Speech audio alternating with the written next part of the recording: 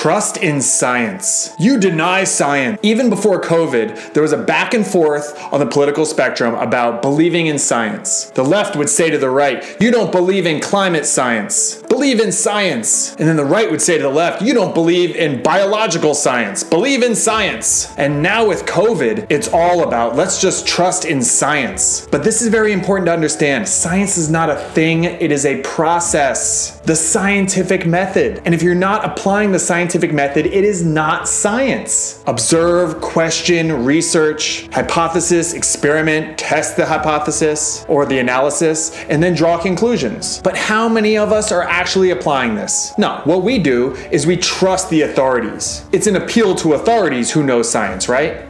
Like Anthony Fauci. Anthony Fauci has become the man, especially to those of you on the left, because it's an appeal to authority, that he does the science so I don't have to. He's well accredited, which he is, so I don't have to. And I get that. But let's just take a second to think about this a little bit.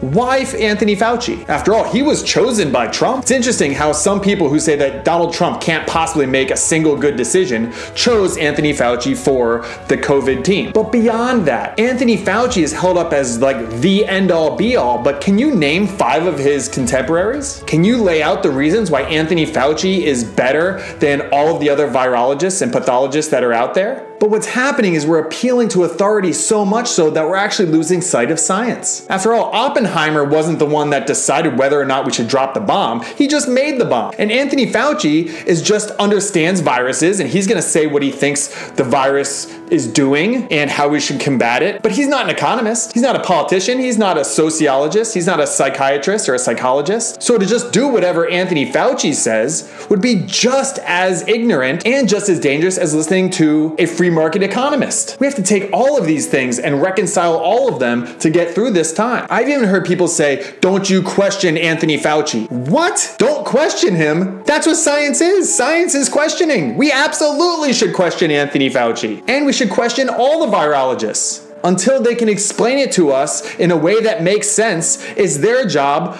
to continue to handle questions by us. But to appeal to science doesn't have the best history. Galileo went against what was known science, and he was thrown in prison for it. Ancel Keys was a Harvard scientist who took like $50,000, vilified fat, supported sugar, and led to the classic American diet that we have today that is overloaded with things like high fructose corn syrup, which is essentially poisons. Ancel Keys was a scientist that our government listened to, and that led to countless deaths from heart disease and hypertension and things like that. You can't just trust in science, guys. Barbara Fries wrote this really great book about climate science. And the reason why climate change is such a debatable issue is because both sides has science on their side. Look, I support questioning everything. And this isn't very popular. If you know the story of Socrates, he was killed for corrupting the youth, which was just the Socratic method, asking questions. But even in the universities, a lot of academics who seek to ask difficult questions and innovate are often ostracized. The academics who stay in their lane and do what they're supposed to do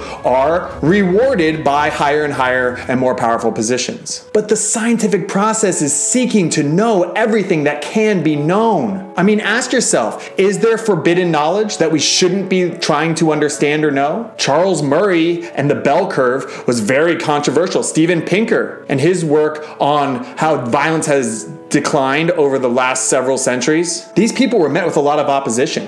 Should we be studying race and gender related to IQ? Or is that something we just don't touch? Because at the end of the day, truth is good. And when we're talking about science, it is the fundamental idea of what science is. That's what science class is trying to figure out what is true and what isn't. So if you apply the scientific method rigorously, then it's science. If you're not, it might be something else.